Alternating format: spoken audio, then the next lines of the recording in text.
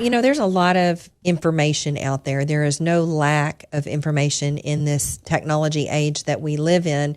The real challenge is being able to process that information in a meaningful way. So at Financial Issues, what we do, we have a team of analysts, and we comb through all of this information for you. We do most of the work for you. There's over 10,000 companies, other than the one that we just showed on the screen there, individual companies that you could choose to invest in as an individual investor. There's also over 7,000 different mutual funds out there, and approaching 3,000 different ETFs. So what we do is we comb through this information. We have a lot of knowledge. We have a lot of experience. We have a lot of analytical resources at our fingertips, things that the average person just doesn't have access to, or maybe doesn't really know how to use properly.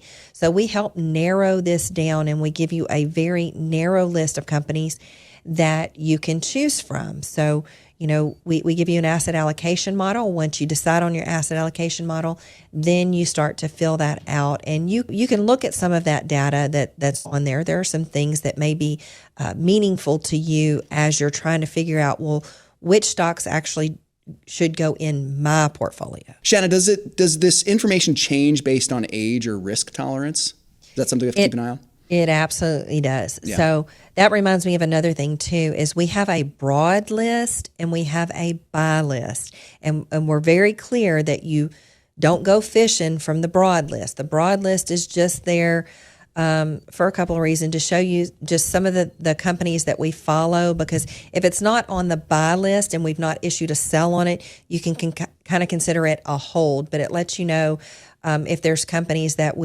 you'll notice that Apple is not on there. So if you're going to go buy Apple, number one, know that you're not being biblically responsible. Number two, know that we're not watching it for you.